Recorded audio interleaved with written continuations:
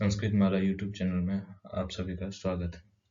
तो चलिए, जैसा कि सीरीज जो स्टार्ट हो चुका है कल से ही, पीयूषम द्वितीय भाग, बिहार बोर्ड के जितने भी बच्चे हैं जो इस बार परीक्षा देंगे संस्कृत के लिए 2025 में जो एग्जाम होने वाला है 10th के लिए, तो उनका जो संस्कृत है मैं उसकी तैयारी करवा रहा हूँ। आप लोग सभी देखिए इसको। तो सभी ऑब्जेक्टिव जितने भी क्वेश्चन है मैं वो उन सभी को अभी सीरीज चला रहा हूँ, फिर उसके बाद आपके समक्ष रखूंगा सब्जेक्टिव क्वेश्चन है, प्लस उसके बाद जो हो जाएगा आपका कैसे एस्से लिखना है, निबंध कैसे लिखना है, ये सब मैं बताऊंगा। तो उसी क्रम में आज जो है दूसरा पार्ट है। दूसरा पार्ट क्या है? तो पाटलिपुत्र वैभव।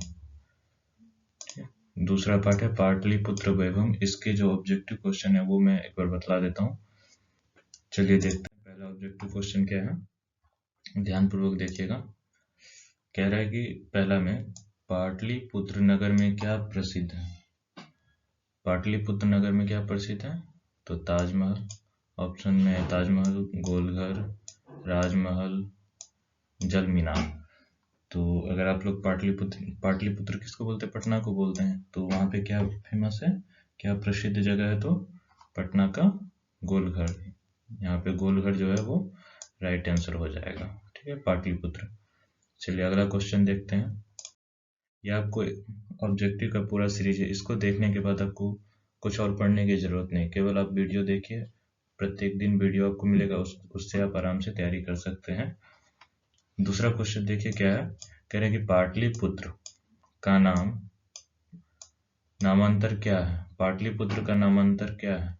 यानी जो पाटलिपुत्र है उसका और भी नाम क्या है? तो कह रहे हैं कि कुसुमपुर, माधवपुर, राघवपुर, तक्षशिला। तो क्या हो जाएगा? पाटलिपुत्र का जो है नाम हो जाएगा वो कुसुमपुर। ठीक है, आंसर को जो है वो सही हो जाएगा। अगला देखिए तीसरा नंबर क्वेश्चन में क्या है। कह रहे हैं कि पाटलिपुत्र वैभवम पाठ में किस नगर का वर्णन है? स्वाभाविक सी बात है, क्वेश्चन में ही पता पड़ रहा है पाटलिपुत्र जो वैभव है उसमें किस नगर का वर्णन है, तो स्वाभाविक सी बात है जो आंसर हो जाएगा वो पाटलिपुत्र, ये ऑप्शन हो जाएगा दूसरा, जो ये राइट आंसर हो जाएगा। ठीक है, आप लोग देखते रहिए और चैनल को सब्सक्राइब जरूर कर लीजिएगा। अभी लगातार आपको वीडियो मिलते जाएगा। प्रत्येक दिन वीडियो देखने से ही आप आराम से बिहार बोर्ड का जो 10th का एग्जाम है वो क्रैक कर सकते हैं। चलिए अगला देखिए, चौथा नंबर में है। चौथा में क्या है कि पाटलिपुत्र किस प्रांत की राजधानी थी? जो पाटलिपुत्र है वो किस प्रांत की राजधानी थी? तो क्या आंसर हो जाएगा? क में केरल में, झारखंड, पश्चिम बंगाल। किसकी राजधानी थी? इसका तो उत्तर आप लोग कमेंट करके बता दीजिएगा, ये तो आसान सवाल है। चलिए अगला देखते हैं। पांचवा में देखिए, कह रहे हैं कि पाटलिपुत्र ग्राम भविष्य में किस नाम से विख्यात हुआ? पाटलिपुत्र जो है ग्राम वो किस नाम से विख्यात हुआ? तो भागलपुर, रांची, चंपारण, पाटलिपुत्र। तो स्वाभाविक सी बात है किस नाम से हो जाएगा? तो पाटलिपुत्र से। ऑप्शन नंबर चौथा जो है वो राइट आंसर हो जाएगा। ठीक है, चलिए अगला देखते हैं। छठा नंबर में कह रहा है कि पाटलिपुत्र शब्द किस पुरुषों के पुत्तलिका रचना को आश्रय मानकर प्रचलित किया गया? जो पाटलिपुत्र शब्द है वो किस पुष्पों के पुतलिका रचना को मानकर आश्रित किया गया है? तो ऑप्शन में क्या है? कदम पुष्प, शिरीष पुष्प, पाटल पुष्प, या इनमें से कोई नहीं। बताइए इसका राइट आंसर क्या हो जाएगा? इसको है तो पाटल पुष्प को मानकर पाटलिपुत्र शब्द जो है वो पुत्तलिका की रचना की गई थी। ठीक, चलिए अगला देखते हैं। वीडियो कैसा लग रहा है कमेंट करके जरूर बताइएगा। तैयारी कैसी चल रही है बताइएगा कमेंट करके। अगर किसी भी क्वेश्चन में डाउट है तो कमेंट कीजिएगा। चलिए अगला देखते हैं। सातवां नंबर में कह रहे हैं किसके काल में पाटलिपुत्र का अधिक समृद्धि हुई? किसके काल में पाटलिपुत्र का अधिक समृद्धि हुई?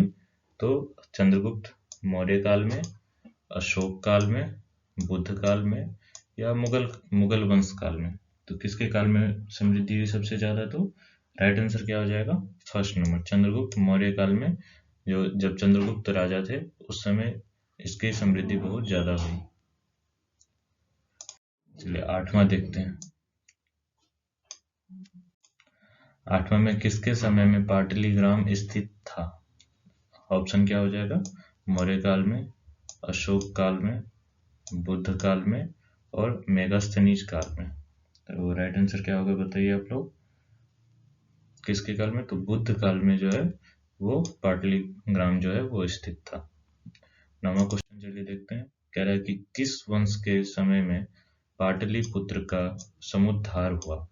किस वंश के समय में पाटलिपुत्र का उद्धार हुआ? तो ऑप्शन है मुगल वंश शासन काल में, मौर्य शासन काल में, आंग्ल शासन काल में, गुप्त शासन काल में। तो किस वंश में हो जाएगा? तो मुगल वंश में जो है वो उस समय पाटलिपुत्र का बहुत ज्यादा विस्तार हुआ था। अगर आप लोग किताब पढ़ना चाहते हैं तो कमेंट करके बताइएगा, मैं किताब को पंक्ति सा भी पढ़ा दूंगा। लेकिन फिलहाल में जो है समय का बहुत कम है, उस मात्र 1 महीना के करीब, 1.5 महीने के करीब रह गया। आप आराम से वीडियो देखते रहिए, आराम से सभी क्वेश्चन सॉल्व हो जाएगा। ठीक है, चलिए आगे देखते हैं। 10वां नंबर में कह रहा है कि किसने कहा कि भविष्य में पाटलीग्राम महानगर होगा? जो पाटलीग्राम था वो भविष्य में जाके क्या हो जाएगा? महानगर हो जाएगा। तो किसने कहा था? बुद्ध ने, शंकराचार्य ने, सुखदेव ने, या इनमें से कोई नहीं? तो किसने कहा था बताइए आप लोग। राइट आंसर क्या हो जाएगा? क, बुद्ध ने कहा था कि जो पाटलिपुत्र ग्राम है ये बाद में जाकर क्या हो जाएगा? महानगर बन जाएगा। ठीक है, वीडियो में अगर नए आए हैं तो चैनल को सब्सक्राइब जरूर कर दीजिएगा, लाइक कीजिएगा, शेयर कीजिए, अपने दोस्तों को भी भेज दीजिए, जो नहीं देख पा रहे उन तक जरूर पहुंचाइए ताकि वो भी आराम से एग्जाम क्रैक कर सके। चलिए 11 नंबर में देखिए, किस साहित्य ग्रंथ में पाटलिपुत्र के हजारों वर्षों पुराना नाम का वर्णन है? जो पाटलिपुत्र है उसका वर्णन कहाँ मिलता है? तो कह रहे हैं कि हिंदी साहित्य में, मुद्रा राक्षस में, संस्कृत साहित्य में और कादम्बरी में। तो राइट आंसर क्या हो जाएगा आपका? यहाँ पे मुद्रा राक्षस हो जाएगा। यहाँ पे ऑप्शन ऊपर नीचे हो गया तो इसको आप देख लीजिएगा, मैं इसको सही कर दूंगा पीडीएफ में। पीडीएफ आप लोगों को चाहिए तो वहाँ टेलीग्राम का लिंक दिया हुआ है ग्रुप में, डिस्क्रिप्शन में जाइएगा, वहाँ से आप लोग टेलीग्राम में ज्वाइन कर लीजिए और पीडीएफ वहाँ पर मिल जाएगा। ठीक है, अभी ये लगातार आपको क्लासेस मिल जाएंगी। चलिए अगला देखते हैं। 12 नंबर कह रहे हैं कि बुद्ध काल में पाटलिपुत्र नगर का क्या नाम था? बुद्ध काल में जो पाटलिपुत्र नगर था उसका क्या नाम था? ऑप्शन क्या हो जाएगा? ऑप्शन में है पाटलीग्राम, कुसुमपुर, पुरुषपुर, माधवपुर। राइट आंसर क्या हो जाएगा? पाटलीग्राम। ये आपका क्या हो जाएगा? राइट आंसर हो जाएगा। ठीक है, बुद्ध काल में जो है पाटलिपुत्र नगर का नाम था पाटलीग्राम। चलिए आगे देखते हैं। कह रहे हैं बुद्ध काल में पाटलीग्राम कहाँ अवस्थित था, मतलब स्थित था? गंगा नदी के किनारे, सरयू नदी के किनारे, यमुना नदी के किनारे, सोन नदी के किनारे। यहाँ पे ये नहीं होगा, उत्तर नहीं होगा। क्या हो जाएगा? तो राइट आंसर बताइए आप लोग, क्या हो जाएगा? राइट आंसर हो जाएगा आंसर फर्स्ट, गंगा नदी के किनारे।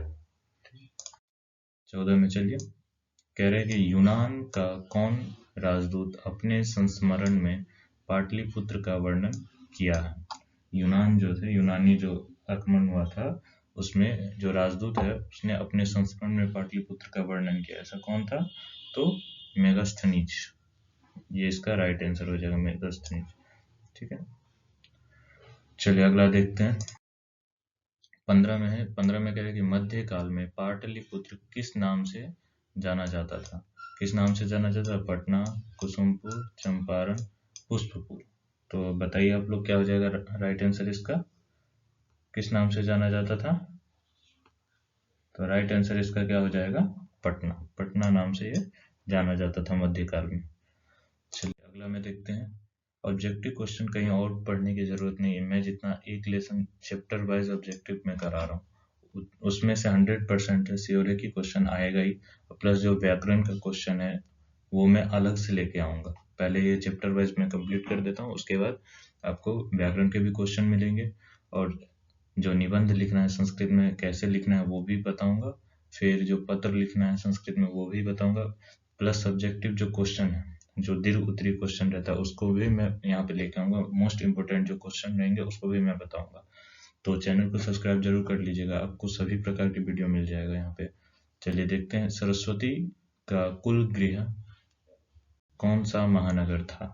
तो भागलपुर, नालंदा, पाटलिपुत्र, दरभंगा। कौन सा हो जाएगा? तो पाटलिपुत्र। ठीक है, अगला देखिए 17 नंबर में क्वेश्चन में क्या कह रहा है कि परिभूत पुरंदर स्थानम की संज्ञा किसे दी गई है? परिभूत पुरंदर स्थानम एक संज्ञा अर्थात नाम, तो ये किसको दिया गया था?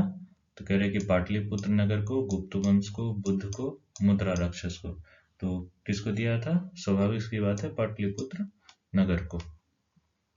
चलिए अगला देखते हैं 18 में कह रहा है कि कुसुमपुर एवं पुष्पपुर किस नगर का प्राचीन नाम है?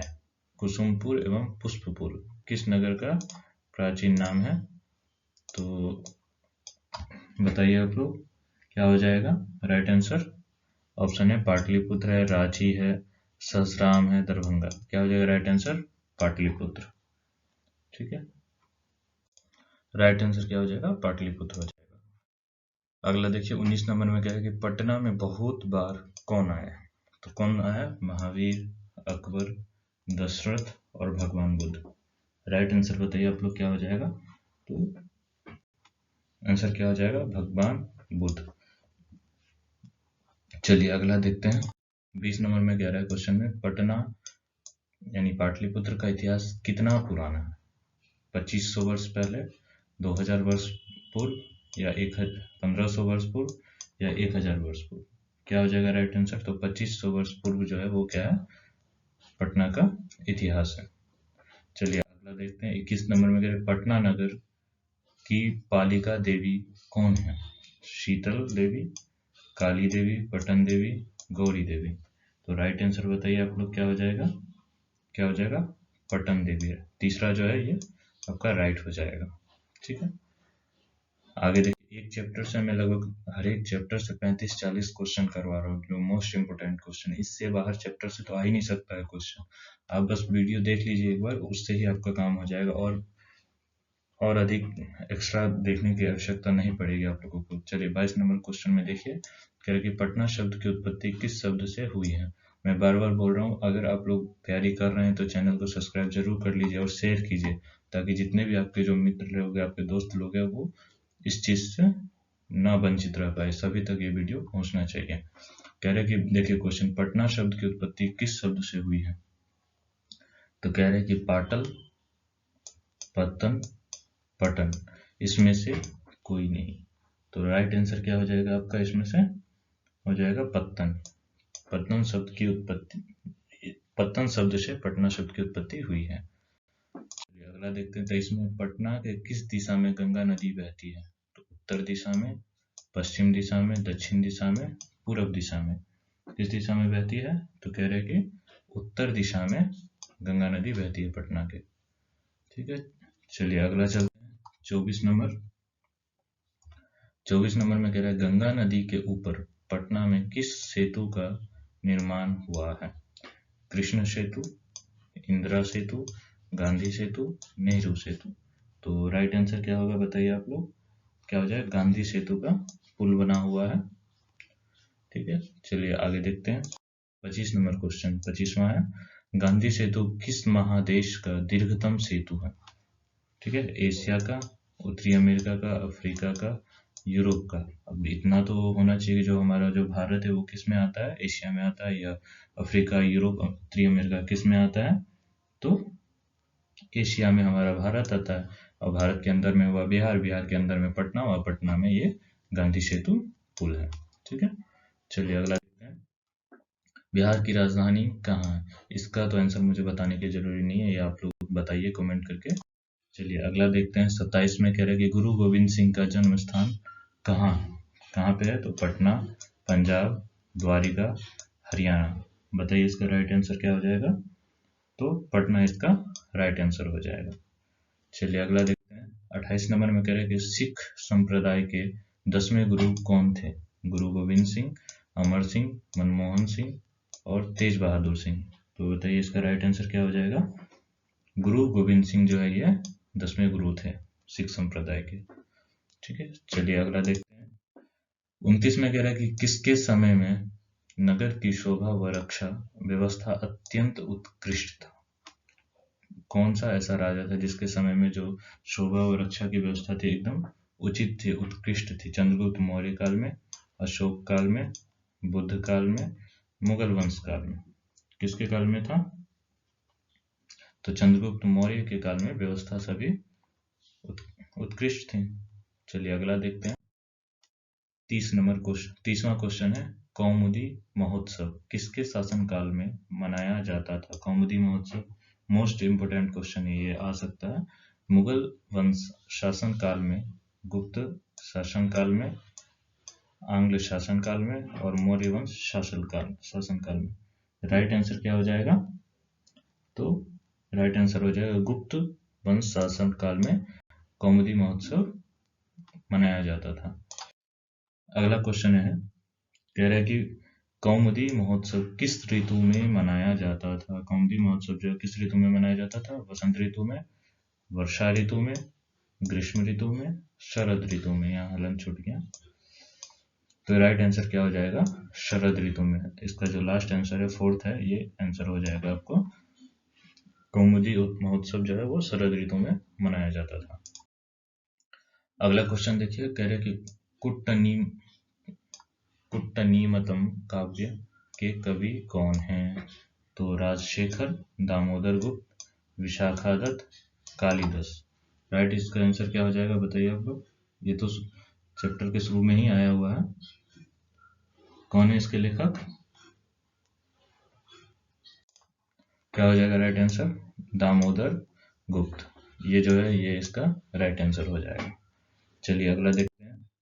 33 नंबर में, काव्य मीमांसा नामक ग्रंथ किसकी रचना है। काव्य मीमांसा जो नामक ग्रंथ है उसको किसने लिखा था। दामोदर गुप्त ने, राजशेखर ने, भवभूति ने, या इनमें से कोई नहीं। बताइए राइट आंसर क्या होगा। राइट आंसर इसका हो जाएगा राजशेखर ने काव्य मीमांसा नामक ग्रंथ की रचना की थी। चलिए अगला देखते हैं।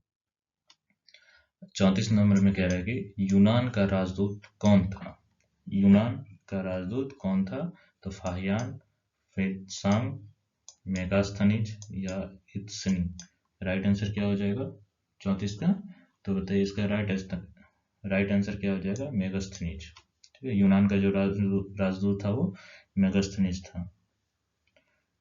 इसने अपने जो वर्णन किया था, इसने पाटलिपुत्र का वर्णन किया था। चलिए अगला देखते हैं। 35 में, राजशेखर की रचना कौन सी है। काव्य मीमांसा,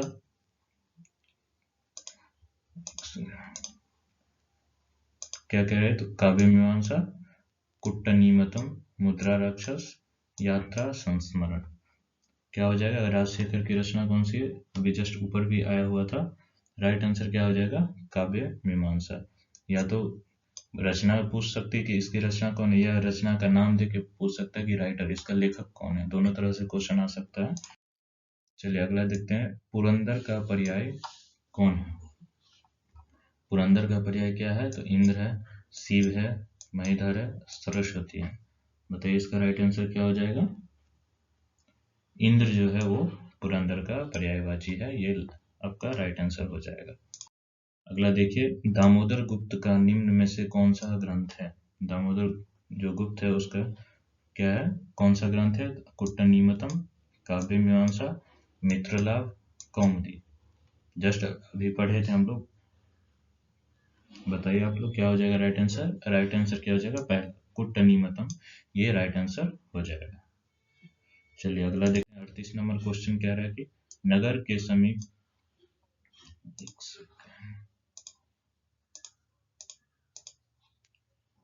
देखिए, नगर के समीप किसका बहुत सा उत्पादन होता था। नगर के समीप किसका उत्पादन होता था। फल का, फूल का, अन्न का या छुहारा का। राइट आंसर क्या हो जाएगा बताइए आप लोग। तो राइट आंसर क्या हो जाएगा, फूल का। आंसर बी जो है वो राइट आंसर हो जाएगा। वीडियो अच्छा लग रहा हो तो चैनल को सब्सक्राइब करके लाइक जरूर कर दीजिएगा। डिस्क्रिप्शन में लिंक है, वहां से आप लोग टेलीग्राम में ग्रुप में ज्वाइन हो जाए और वहां पे आपको पीडीएफ, सभी पीडीएफ वहां पे मिल जाएगा, बिल्कुल फ्री पीडीएफ है। ठीक है, चलिए आगे देखते हैं। कह रहे गुप्त शासन काल में कौन महोत्सव अत्यंत प्रचलित था? गुप्त शासन काल में कौन महोत्सव जो है वो अत्यंत प्रचलित था? तो कह रहे कि होलिका महोत्सव, कौमुदी महोत्सव, दुर्गा पूजा, वसंतोत्सव। अभी पढ़े भी थे हम लोग, क्या था बताइए, राइट आंसर क्या हो जाएगा?